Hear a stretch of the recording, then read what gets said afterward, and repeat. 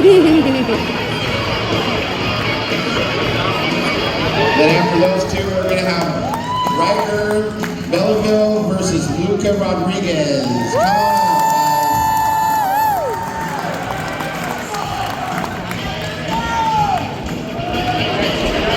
Awesome. Then next we have Jameson Garnier versus Kinsey Chamberlain.